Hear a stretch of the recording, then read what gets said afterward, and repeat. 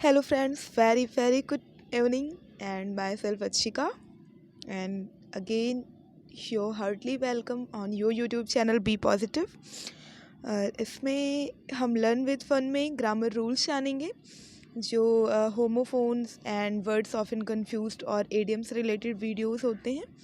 तो आइए देखते हैं आज क्या क्या है। तो हम सबसे पहले बात करेंगे होमोफोन की।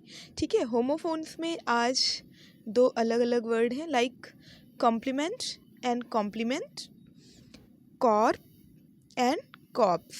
ठीक है, तो एक जिसमें LEMENT है यानी कि हम फर्स्ट वाले की बात कर रहे हैं, इसका मतलब होता है पूरक। यानी जैसे कोई आधा पार्ट है, ठीक है, north hemisphere and south hemisphere दोनों को आप मिला देंगे तो वो क्या बन जाएगा, एक सर्कल बन जाएगा। तो नॉर्थ हेमिस्फेयर सर्कल बनाने के लिए साउथ हेमिस्फेयर का एक कॉम्प्लीमेंट है।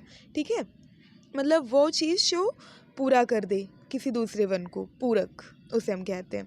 तो देखिए, this verb must take a complement after it, यानी ये सफिक्स और प्रीफिक्स की बात कर रहे हैं। कभी कभी क्या होता है, अभी मैंने वीडियो डाले भी हैं, कोई मेन वर्ड होता है या वर्ब होता है, उसमें हम कुछ प्रीफिक्स सफिक्स ऐड कर देते हैं उसको एडजेक्टिव में फॉर्म करने के लिए, उसे नाउन में फॉर्म करने के लिए। जैसे एग्ज़ाम है तो एग्जामिनेशन कर देते हैं। ठीक है, तो वो एक बेटर कॉम्प्लीमेंट देता है वर्ड के फॉर्मेशन में। ठीक है, तो यहाँ पे वही है। और दूसरा देखते हैं, यानी कि जिसमें IMENT लगा हुआ है, कॉम्प्लीमेंट। इसका मतलब होता है सम्मान देना। एंड एग्जाम्पल देखिए, pay my best compliment to your father. ये प्रोनाउंसिएशन भी सेम ही होंगे लेकिन मीनिंग में ई और आई का डिफरेंस है, तो आप ध्यान रखिएगा, कंफ्यूज ना होइएगा कहाँ पे कैसे यूज करना है। राइट, तो ये कह रहे हैं कि अपने फादर को मेरा बेस्ट कॉम्प्लीमेंट पे करना, यानी कि जैसे बच्चों को बहुत सारा प्यार देना और मम्मी को मेरा नमस्ते बोलना, इस तरीके से हम बातें बोलते हैं ना, तो यही पे है। दूसरा है कॉप्स।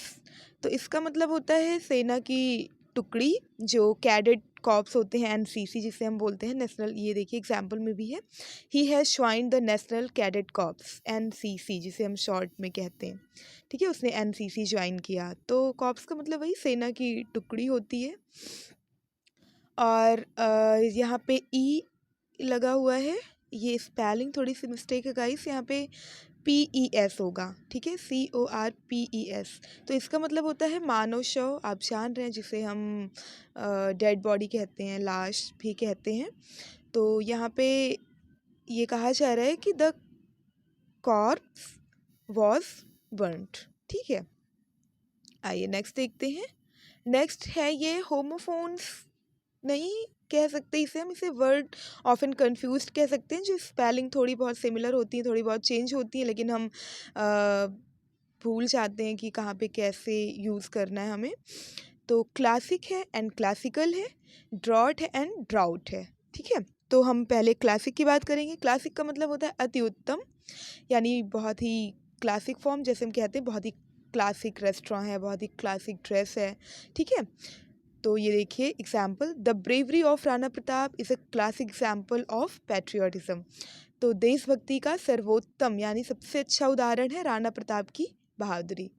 और क्लासिकल जिसे हम थोड़ा सा नाउन फॉर्म में कन्वर्ट किए हैं, तो यहाँ पे इसका मतलब होता है शास्त्रीय, जो कि बहुत ही पुराना हो और जो हमारी सभ्यता और संस्कृति को बताता हो, उस तरीके के जो वर्ड्स होते हैं, जो सेंटेंसेस होते हैं, उसको डिनोट करने के लिए क्लासिकल यूज़ किया जाता है।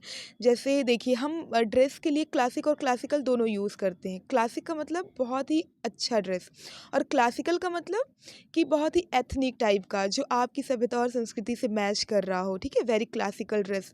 तो आप बोलने से पहले बिल्कुल ध्यान रखिएगा कि कहाँ पे आप क्लासिक के सेंस में उसे यूज कर रहे हैं और कहाँ पे क्लासिकल सेंस में यूज। तो ये देखिए example, my father is fond of classical music. तो मेरे फादर जो हैं वो क्लासिकल म्यूज़िक के दीवाने हैं, मतलब बहुत शौकीन है। फॉन्ड ऑफ का मतलब यहाँ पे आप एक और चीज़ सीख लीजिए। फॉन्ड ऑफ एक फ्रेज़ है जिसका हम कोई शौक़ को अगर हम वर्ब फॉर्म में बताते हैं कि हम इस चीज़ के बहुत शौकीन, हम चाय के बहुत शौकीन हैं, हम इस पर्टिकुलर म्यूज़िक के बहुत शौकीन हैं, तो यहाँ पे फॉन्ड ऑफ का यूज़ कर सकते हैं। ठीक है, अब आप हमें बताइएगा कि क्लासिकल लैंग्वेज कितनी है और क्लासिकल डांसेस कितने हैं इंडिया में।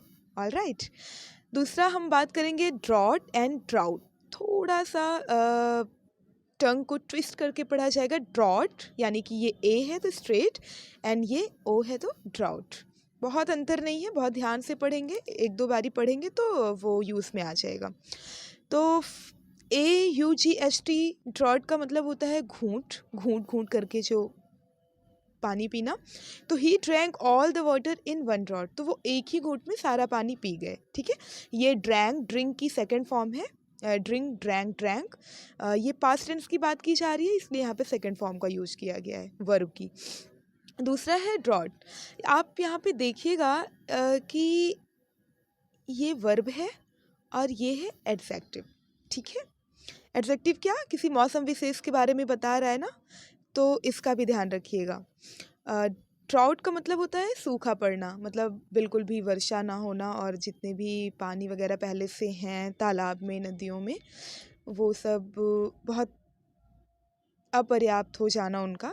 तो ऐसी स्थिति जब बनती है नेचर की, तो उसे कहते हैं ड्रॉट, सूखा पड़ना। तो drought destroyed the crops last year, तो सूखे ने पिछली बार क्रॉप्स का यानी जितने भी खाद्यान्नें थी, फसलें थी, वो सब बर्बाद कर दी। क्या होगा, उन्हें पानी चाहिए होता है, और इंडिया में अभी भी, अब तो खैर बहुत ही सुधर गई सिचुएशन, फिर भी इतनी अच्छी नहीं है कि हर बीहड़ और समतल जगहों पे भी पानी और इरिगेशन के सिस्टम्स अवेलेबल हों। तो अभी भी बहुत बड़े भाग में इंडिया के जो है वर्षा पे ही किसान, बारिश पे ही डिपेंडेंट हैं।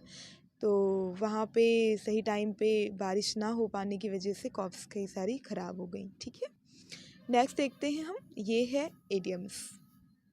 एडियम्स का यूज़ आप किया करिए। ये जब आप अपनी इंग्लिश में यूज़ करेंगे, मेंस राइटिंग में या जनरल इंग्लिश में भी, तो ये आपको बताता है the depth of the knowledge you have of English language. ठीक है, वो बताता है कि आप कितने डीप में जानते हैं, नॉलेज है आपको इन सब चीज़ों से रिलेटेड इंग्लिश की। तो आइए देखते हैं एक करके। इडियम में बाय फिट्स एंड स्टार्ट, इसका मतलब होता है अनियमित रूप से। Mahesh failed in the examination because of studying bye fits and start, तो बहुत ही इरेगुलर बेस पे पढ़ाई करने की वजह से महेश एग्जामिनेशन में फेल हो गए। ठीक है, बाय फिट्स एंड स्टार्ट यानी कि हमेशा ही बहुत फिट एंड स्टार्ट करना, तो वो इरेगुलरिटी लेके आता है ना, वही सेंस है। ब्रेड एंड बटर, तो इसका मतलब होता है आजीविका, यानी रोजी रोटी जिसे हम कहते हैं, जो भी हमारी अर्निंग होती है। तो he is earning a very good bread and butter nowadays, तो आजकल वो बहुत ही अच्छी जीविका कमा रहा है। ठीक है, ब्रेथ वंस लास्ट, तो अंतिम सांस लेना, ये आपको समझ भी आ रहा होगा, इसमें कुछ भी हिडन नहीं है। तो अपनी अंतिम सांसें लेना जिसे कहते हैं ब्रेथ वंस लास्ट, यानी देखिए वंस का मतलब है यहाँ पे आप कोई भी और नाउन या प्रोनाउन यूज़ कर सकते हैं। यहाँ पे देखिए प्रोनाउन यूज़ किया गया। His father breathed his last leaving behind him 3 children, अपने पीछे 3 बच्चों को मतलब छोड़ते हुए उसके पापा अंतिम सांस ले रहे थे। भगवान ना करे किसी के साथ भी ये अनफॉर्चून हो, लेकिन एग्जाम्पल था तो मुझे रखना पड़ा गाइस।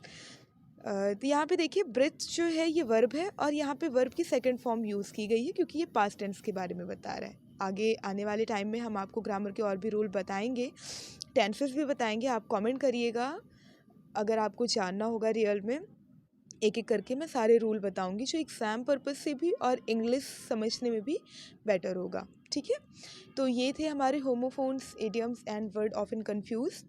ये आप देखिएगा, पढ़िएगा, छोटू सा वीडियो है और आपको बहुत सारा लाभ मिलेगा। Thank you.